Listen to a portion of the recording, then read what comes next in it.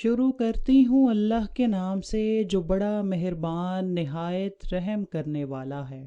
بلی حلال جانور نہیں ہے لیکن ان کو پاکیزہ جانوروں میں شمار کیا جاتا ہے۔ بلیوں کو پالنے میں کوئی حرج نہیں۔ حدیث پاک میں ہے کہ رسول اللہ صلی اللہ علیہ وآلہ وسلم نے فرمایا کہ ایک عورت نے بلی کو قید میں رکھا، پھر اس بلی کو کھانے پینے کے لیے کچھ نہ دیا، نہ ہی اسے آزاد کیا کہ وہ خود کچھ کیڑے مکوڑے کھا کر گزارا کر لیتی۔ ایک دن وہ بھوک اور پیاس سے مر گئی۔ اس عورت کو بلی قید کرنے کی وجہ سے عذاب ہوا۔ بلی کے ساتھ یہ سلوک کرنے کی وجہ سے اس کو جہنم میں ڈال دیا گیا۔ ایک سائنسی اندازے کے مطابق انسانوں نے بلی کو 10,000 سال پہلے ایک پالتو جانور بنا لیا تھا۔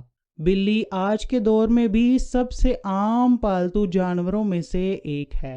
افریقی جنگلی بلیوں کی کئی اقسام ہیں۔ افریقہ کو بلیوں کا آباء و اجداد وطن سمجھا جاتا ہے۔ بلیوں کو پہل شاید اس وجہ سے سدھایا جاتا تھا کہ یہ چوہے کھاتی تھیں، اور اکثر اوقات جہاں اناج محفوظ کیا جاتا تھا وہاں انہیں پالا جاتا تھا۔ چند لوگ بلیوں کو پالتو جانور کے طور پر پالتے تھے، جن کی بنیاد پر اس کی اقسام اور نسلوں کا تعین کیا جاتا ہے۔ یہاں آپ کو ایک خاص بات بتاتی چلوں کہ حدیث مبارکہ میں یہ صاف صاف بیان کیا گیا ہے کہ بلی اکثر دودھ یا کسی کھانے میں منہ مار جائے تو وہ چیز پلید نہیں ہوتی۔ ایک دفعہ ایک عورت حضرت ام سلمہ رضی اللہ تعالی عنہا کے پاس کچھ کھانے پینے کو لے کر آئی۔ وہ کھانا رکھ کر چلی گئی تو پیچھے سے بلی نے کھانے میں منہ مار لیا۔ جب حضرت ام سلمہ نے نماز ادا کر لی تو انہیں بتایا گیا کہ بلی اس کھانے میں منہ مار کے گئی ہے، لیکن انہوں نے وہاں ہی سے کھایا جہاں سے بلی نے کھایا تھا۔ آپ رضی اللہ تعالی عنہ نے فرمایا کہ حضور اکرم صلی اللہ علیہ وآلہ وسلم نے فرمایا ہے کہ بلی پلید اور نجس نہیں ہوتی، بلکہ یہ تو تم پر آنے جانے والیاں ہوتی ہیں۔ بلی کے جھوٹے پانی سے حضور اکرم وضو کر لیا کرتے تھے۔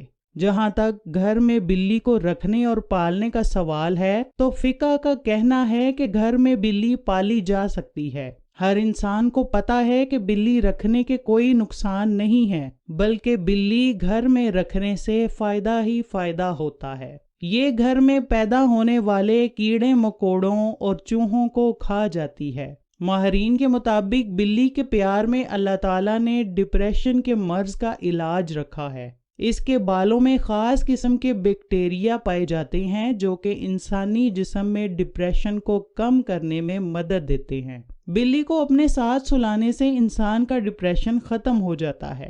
ماہرین کے مطابق بلیوں کی اوسط عمر تقریباً 13 سے 17 سال ہوتی ہے، مگر اکثر بلیاں 20 سال کی عمر تک پہنچ جاتی ہیں۔ دو بلیاں آپس میں کبھی بھی میاؤں کر کے بات نہیں کرتی۔ جب بھی آپ کی بلی میاؤں کرے تو جان لیں کہ وہ آپ سے مخاطب ہے۔ اس کے علاوہ بلیوں کی مونچھوں کے متعلق ایک عام تاثر پایا جاتا ہے کہ مونچھوں کے ذریعے سے بلیاں ہر چیز جان لیتی ہیں۔ ایک رپورٹ کے مطابق بلی کی مونچھیں تنگ جگہوں پر موجود چوہوں کے بل کے سوراخ کے بارے میں اندازہ لگا لیتی ہیں۔ بلی اندھیرے میں بھی اپنی مونچھوں کے ذریعے کسی بھی بل کی معلومات حاصل کر لیتی ہے۔ اگر بلی کسی جگہ پر جانا چاہتی ہے تو بلی اپنی مونچھوں کے ذریعے تنگ جگہ کا پتہ لگا لیتی ہے کہ بلی کس جگہ پر جا رہی ہے، وہاں جا کر وہ پھنس تو نہیں جائے گی۔ بلی کو مارنا سخت گناہ ہے۔ بلی ایک پالتو جانور ہے۔